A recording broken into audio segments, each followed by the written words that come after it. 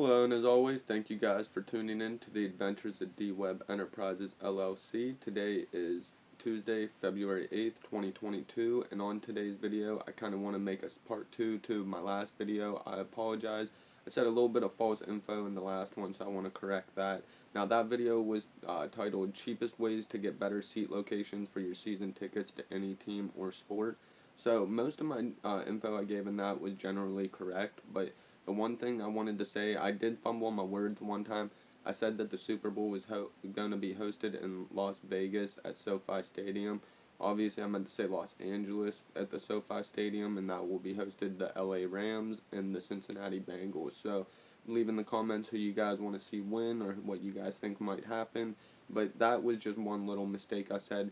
The other bigger mistake I wanted to correct was I was unaware. I thought whenever you did the seat transfer, because anybody who didn't watch the whole last video was about the cheapest way to get your season tickets basically moved around in the stadium to a better location. And in that video, I basically made it seem like it would be free to get it relocated, but I didn't realize that there actually is cost involved with that. I mean, I know I said there might be a minimal charge, but I didn't realize some of them are actually pretty pricey. So just as an example, I'll use my own. So yesterday, whenever I made the video, I had only contacted the team, and the person I had contacted didn't directly notify me that there was going to be charges. They just explained to me the process of how to sign up and send the email to get on the seat relocation list. But then after I signed up and I filled out the locations I wanted to be in, so my seats are up in the 500 level. The way Heinz Field goes is the closest sections, the lower bowl is the 100, then the club rows are in the 200s, and then for some reason there is no 3 or 4. It just kind of jumps up to the 500s in the upper levels. So I'm up in the 500s on the home sideline, and I just kind of wanted to be down in the lower 100 sections of the home sideline. But whenever I sent my email in and was trying to explain to them where I wanted to be relocated, they said that it would be possible. I mean, it would probably take more than a season or two, but they said they didn't specify how long it would take. I'm just assuming it wasn't going to be, so to say, today. But they did tell me it would be possible to do that. But there's also a $12,000 charge per ticket due to the PSL charges and difference in prices. So I was a little dumbfounded. I definitely do want better seats, but I didn't want to pay 24 grand just to get my two seats that are kind of off to the side and move to a closer section. So what I did was basically I rewrote up the thing that I sent them in the email, and instead of saying I wanted to be in the 100 sections, I just basically said I wanted to be in the 500s, but I gave them a specific 2-3 rows, or specific 2 or 3 sections that I wanted to be in that were closer to the 50-yard line, which were still better than where I'm personally sitting. And all I did was get an email saying that they got my request and put it through. So I'm assuming that there wouldn't be many charges with where I'm going to move to this time, but I don't know. I mean, again, I was kind of dumbfounded whenever they told me $12,000 per seat, so I was a little shocked, and that's where I want to go back on my previous video where I was trying to say the cheapest way is to contact the team and get on that wait list, but I actually kind of disagree now. Now, you will still be stuck with your 4 tickets, so, or 2 or 4 or 6, however many you have, you'll still have them, but I honestly, again, this isn't a sponsored video. I just give them a lot of shout outs in different videos because they seem like a very legitimate company and I've used them in the past. But I would recommend going on PSLSourceLLC.com, and on that website they have people who are trying to sell their PSLs.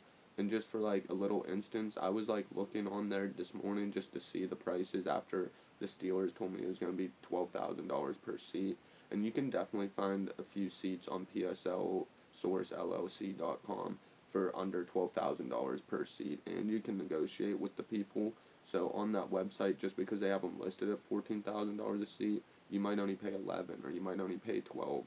So the only difference with that too is whenever the Steelers finally send me an email saying what seats are available, I don't get multiple to pick out. They just tell me, hey, you can move here, do you want to or not? And then I either say yes or no, and if I say no, I'm back off the relocating list, and now I'll have to get back on the list and wait again for however many seasons that might take. So again, I'm not saying that's the worst alternative, especially if you don't want to end up with extra seats, but I think if you're just trying to get into a better seat location, and honestly, since it's not that much more, I would check out the PSLSourceLLC.com and just see what they have available and what stadium you're looking for.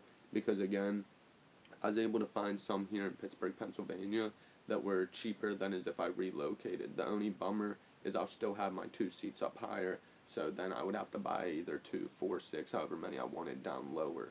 Now, again, I was kind of shocked by the price they told me, because I knew that was like, I knew 12,000 per seat was like similar to the going rate on the resale market, so I didn't realize that they actually are charging you pretty much just as much as if you went out and bought off a third-party person. So I don't, so to say, think that contacting the Steelers is always going to be the best option. I do think, for example, as long as I don't get another email saying they're trying to charge me something else again, I do think that, for example, if you're like, and just making up section numbers, say you're in 540, but the center of the field's at 535, I don't think you'll get charged much to relocate from there to there.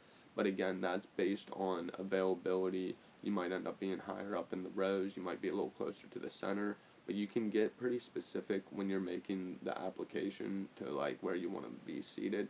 So on mine, I basically gave them 4 different sections that were right around the 50-yard line, still in the 500 section. And I just said, if possible, I would like to be row F or closer, preferably row A if that is available, please. Knowing that row A probably won't be available, so I didn't just say I only want row A, because then I might be waiting a decade to finally get that email back. So I tried to give them at least a 4 or 5 row section area, or 4 or 5 rows, and also like 4 different sections, so that hopefully sometime within 2 or 3 years, someone in those seats will give them back up to the stadium. Because again, most of the general information I gave you guys in the last video is true. For example, like someone with season passes already that wants a seat relocation compared to someone who's just signing up to get seats in the stadium, the people who already have the seats will get relocated before they just give it to a new fan that hasn't been in the stadium yet. So there are still pros to already having seats and trying to seat relocate. And same thing with if you're willing to be patient. Yes, I could have stayed on the wait list to get down into the hundreds and paid $12,000 a ticket. I unfortunately don't have the funds available right this second, so that's why I didn't want to tell them I could, because God forbid if I did get an email next month saying I could move down, then I'm going to have to pass on the opportunity. So I'm going to have to hold off till I have a little more funds available to make a purchase like that.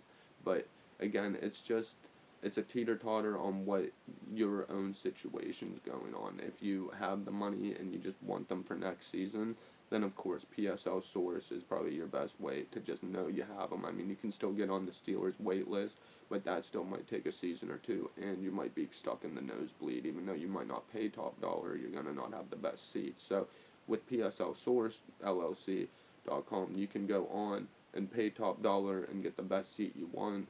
And again, it's based on availability. I'm not saying every seat in the stadium will be available to purchase, but I definitely would say that that's a better alternative if you have the funds available to just buy them off the website. And I don't mean to always say PSLSourceLLC.com. There's probably tons of other websites that do the same exact thing. They're just the first one that I ever came across, and I've just always stuck with looking at their website when I want to figure out prices of PSL's going rate on the secondary market. So again, take everything I say with a grain of salt. Half the stuff I said on this video might be somewhat not 100% correct, so I do believe it is. That's why I give you guys this info, because I want to help people. But that's also why I always say, please leave in the comments, please like, share, and subscribe. Tell me what I'm doing right, what I'm doing wrong, or even if you just have a question that maybe I can give you my input on. I'm happy to interact with you guys. I appreciate anybody who watches and takes the time. And again, I know I'm not an expert. I'm just trying to learn, and as I'm going, make these videos, because it never hurts to get a little bit of basically comments from people who are either doing the same thing or just are interested in it, to help give me a little pointer for something that could correct what I'm doing wrong. So again, I definitely am very happy with the way this season went with selling tickets. I'll try to do a whole video on just my overall thoughts with selling tickets for one season here pretty soon. But I just wanted to fix my mistake from the last video. Again, I'm not 100% sure. I might take it down, but I'm thinking about just leaving it up just because it doesn't really matter. Most of the info is correct, and I'll probably just label this video part 2.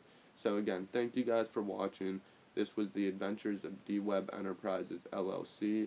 Again, like, share, subscribe, and have a great day, you guys. Thank you.